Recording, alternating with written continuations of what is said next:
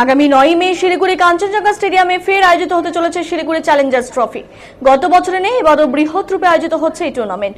জানা গেছে এই টুর্নামেন্টে এবার দ্বিতীয় বর্ষ। মোট 12টি দল এবার খেলবে এই চ্যালেঞ্জার্স ট্রফি। গতবার শুধু নাইট টুর্নামেন্ট আয়োজিত হয়েছিল, তবে এবার ডে নাইট টুর্নামেন্ট খেলা হবে এবং মোট 30 লক্ষ টাকা ব্যয় করা হচ্ছে এবার এই টুর্নামেন্টে। এদিন শিলিগুড়ি কাঞ্চনজঙ্ঘা স্টেডিয়ামে একটি সাংবাদিক বৈঠকে এমনটাই জানান শিলিগুড়ি মেয়র গৌতম দেব। টি20 টুর্নামেন্ট হয়েছিল এখানে ডে নাইট, এটা ইভিনিংয়ে হবে, রাতের দিকে হবে খেলাগুলো।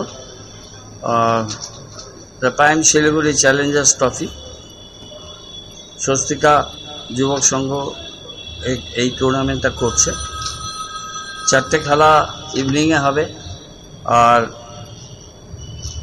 7টা ম্যাচ রাতে হবে। মোট টিম এখানে আছে Siliguri Agragami Sangha, Baghajatin athletic, GTSC, Sarojini, SRT welfare foundation, এটা কোথায় হিন্দি স্কুলের মাঠে যারা ক্রিকেট এখন চর্চা করে, Mukherjee challengers, NF railway Maligaon, Bandhan Prangan Jalpaiguri, Uttar Dinajpur DFUC, ঝাপার cricket association Nepal, blue shark Sikkim, Jamshedpur জেলা।